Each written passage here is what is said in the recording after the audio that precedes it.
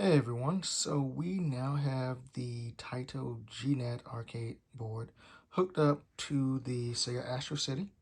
So I'm going to adjust the camera, we'll get it adjusted, and then we'll get the boot sequence and see how the game loads up. Inside of this one we have Ray Crisis, is the game that's loaded on the compact flash card. And we will take a look at how everything goes.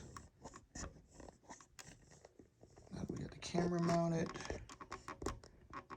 I'll turn off this light so we don't have that glare and get it booted up.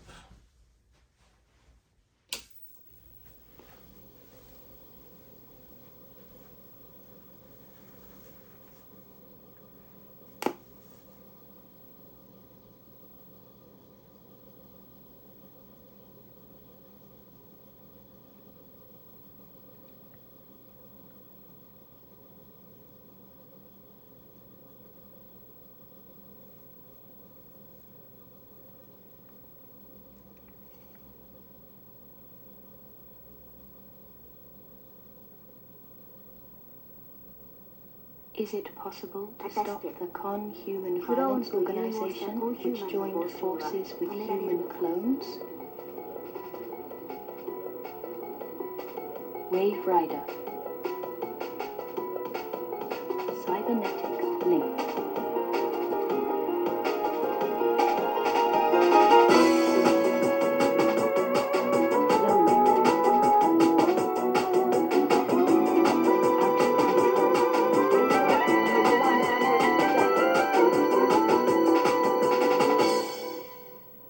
Ray Crisis. So there you go. The boot sequence much faster than the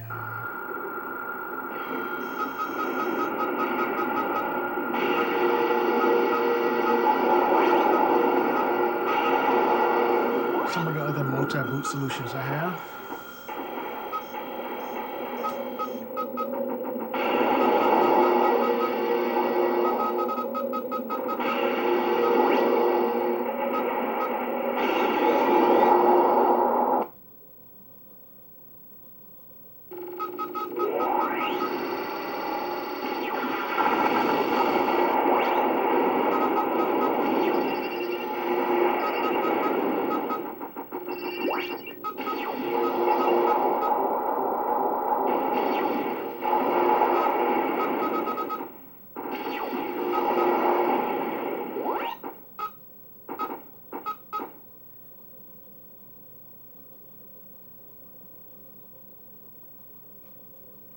So just a key thing to notice, almost the same exact version that was on the Sony PlayStation.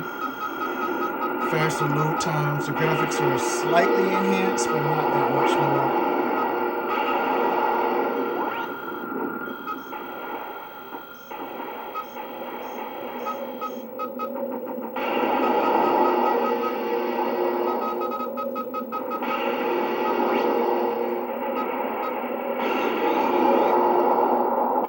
So if you've ever played this game on the Sony PlayStation, most of the things are pretty much the same. I would say the frame rate's a little faster, maybe it's a solid 60 here. Obviously it's in the arcade. But other than that,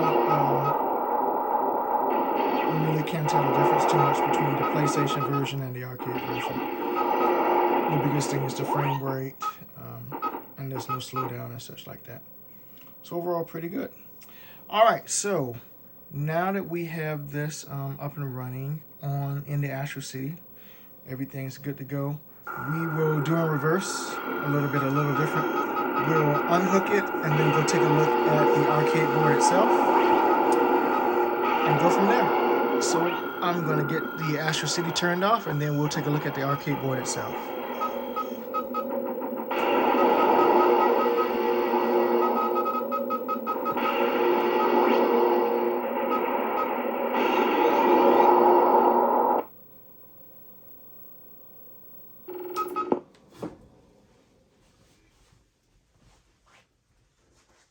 All right, so figured it's a new year. We'll try things in a different order. So let's get the arcade board moved over to the staging section. Turn on some lights so it's a little easier to see.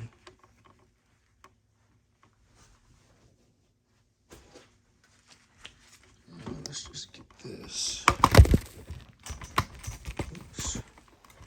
Adjust it.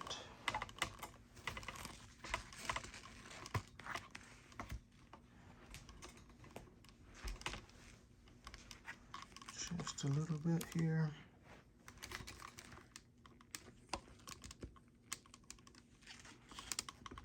Need to put this game up.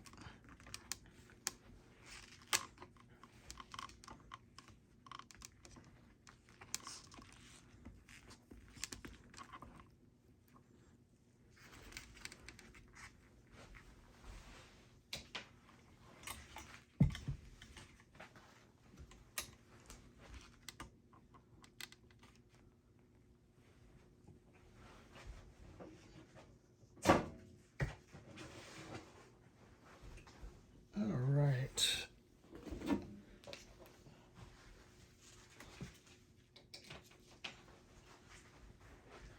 Let's get some light going here.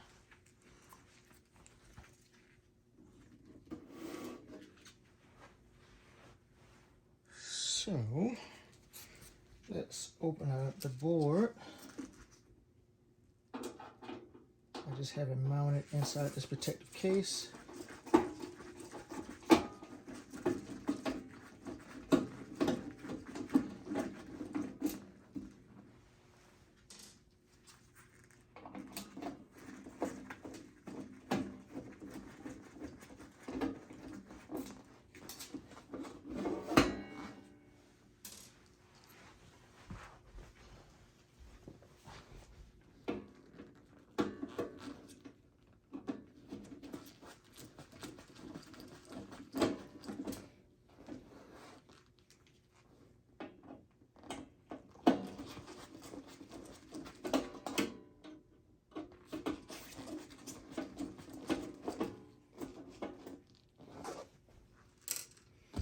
Okay, so here we go.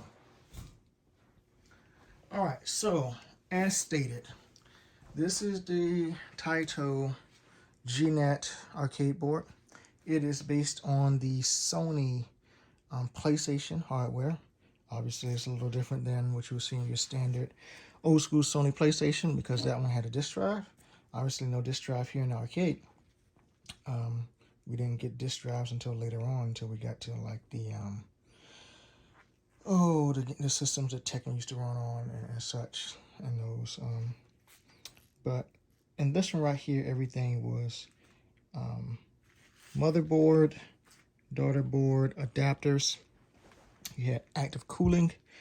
This is a Jama-based system, so it would go into your Jama arcade cabinets, like I just had in the Astro City.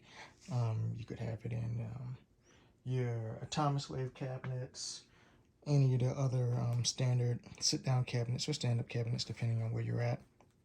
With this JAMA, 15 hertz as far as the resolution. It is not medium grade, so it's not 31. 15 hertz only for this one. I have my system set up for a multi-boot configuration. So basically, I have the game set on my computer. I can take out that flash drive, use some software, flash it to that drive, come back and put it in here, and I can play any of the games for this arcade board on the GNET. And this, as you just saw, the boot sequence pretty fast. It didn't take that long at all from start time to initiation to play until you can hit the start button and start playing. So very fast, much faster than let's say my Street Fighter 3 NetDen multi-boot select startup, whereas that one took like, I don't know, 8 or 9 minutes to boot up and everything else. This one's much faster, but then the data that is loading is much smaller in comparison to a game like Street Fighter 3 Third Strike, for example. But boot times is very fast and everything else. If you were not using the multi-boot solution, basically everything else will be the same.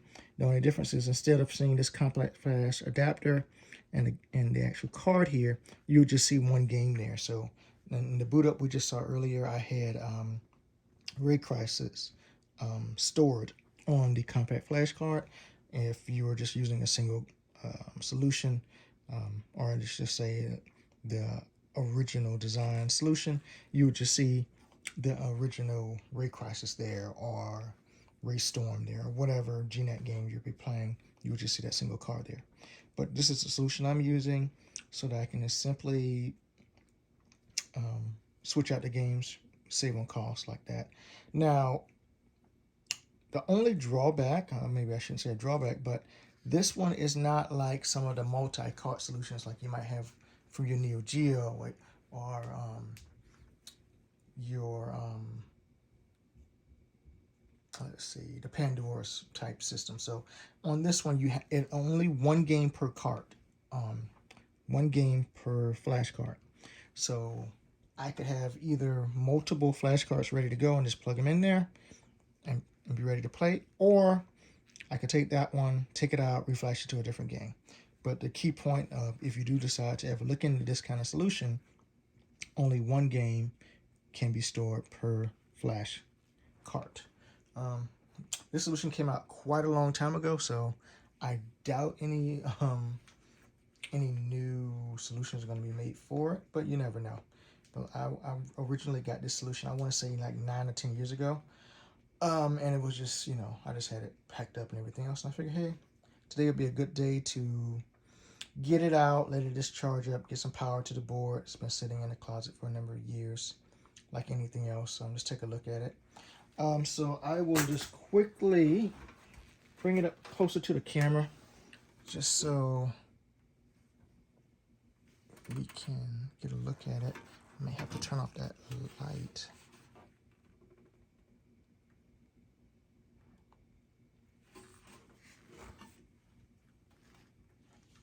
Oh, I can see if I can.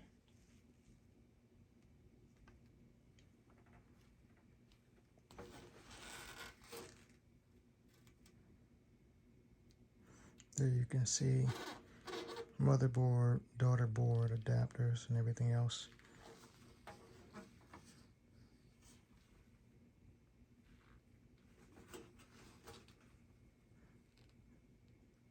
Go to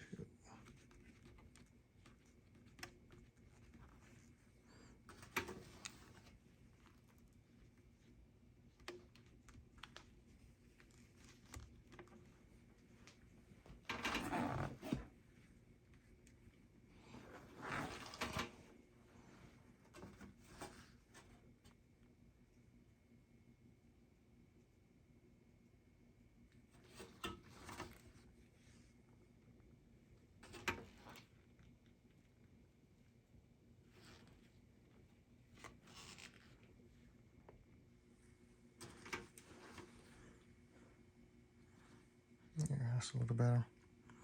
All right, so once again, compact flash, 2 separate adapters. I don't know if you can actually see it through here, but that's an adapter and that's an adapter, 2 different adapters there. You have your passive cooling there. Well, now we can see good shots of that daughter board and the motherboard there.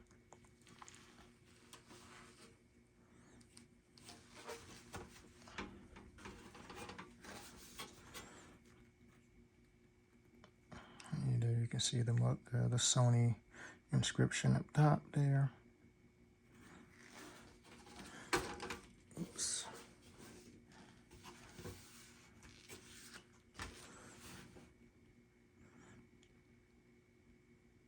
And you can see the serial numbers and such that were inscribed on the board. So there we go. Just wanted to show something different. Start the new year off. Happy New Year to everyone. I hope everyone is having a fruitful year and everything goes great. Much success to anyone out there who has some goals that they are trying to achieve. Let's get it back here. So this has been just a look at the TAITO G NET arcade board. Came out, well, it's been out for a long time. Probably been out since the Sony PlayStation. So whenever the Sony PlayStation came out, the original Sony PlayStation, this is when that arcade board debuted back in the arcades back in that time. I've just had it in the collection for a number of years.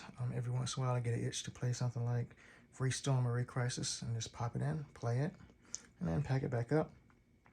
I have not looked in quite a long time to see how much GNET official cartridges go for. I guess that would be an interesting thought and experiment just to see how much those cards still go for right now. I haven't looked.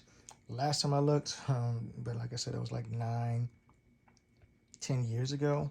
Those cartridges was I don't know, Ray Crisis was probably like $400 or something like that. So haven't looked in quite a long time since I used this solution, but maybe it might be time just to pick up one or two just to have the official ones. Who knows? But anyway, I hope you've enjoyed looking at the GNET arcade system there.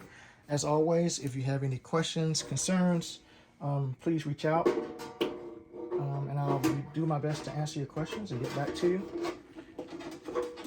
And I don't know if I said, but I did have that board mounted on some plexiglass in there, so it's nice and insulated and nothing's touching all of the components, so it's nice and secure and everything else, no shorts or anything like that I have to worry about. But anyway, Happy New Year to everyone. If you got any questions about the GNET, feel free, let me know what you're thinking about it. Maybe if you have one, what games you have. Any comments, put them in the chat, let me know, and I'll answer back as soon as I can. And as always, please like and subscribe. Let's get the channel growing. Hopefully we can get to 1,000 subscribers this year. So like and subscribe, it helps. Tell your friends, anybody else who's interested in real arcade hardware, and we'll go from there. Talk to you later, everyone. Peace.